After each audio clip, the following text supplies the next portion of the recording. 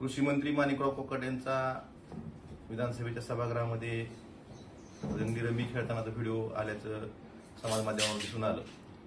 जर हा व्हिडिओ खरा असेल तर मग मला आता कळतंय की ज्यावेळेस मी विधानसभेच्या सभागृहात लक्षवेधीच्या माध्यमातून सरकारकडे विनंती केली होती की जंगली रमी ऑनलाईन गेमच्या माध्यमातून अनेक शेतकऱ्यांचे संसार उद्ध्वस्त होत आहेत, अशा गेमवर बंदी आणावी महाराष्ट्रात, तेलंगणासारख्या राज्याचं उदाहरण दिलं होतं।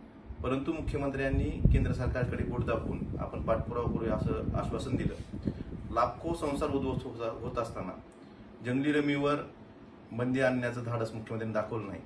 पण का दाखवलं नाही हे मला आता लक्षात येतंय, कारण त्यांच्याच मंत्रिमंडळातल्या सहकाऱ्यांना हे व्यसन लागलेलं आहे।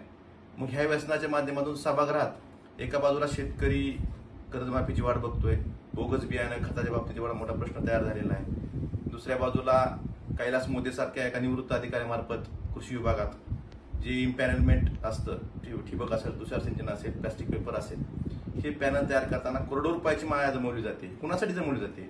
मग हे जंगली रमी खेळण्यासाठी तर जमवली जात नाही ना, हा प्रश्न मला पडलेला आहे।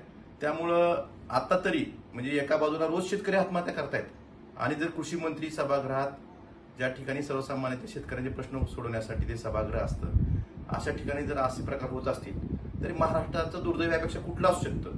त्यामुळे आता तरी मुख्यमंत्र्यांनी कृषी मंत्र्यांचा राजीनामा घ्यावा आणि पार्टी विथ डिफरन्स आपण जे सांगता हे सिद्ध करून दाखवावं असंच मला वाटतं।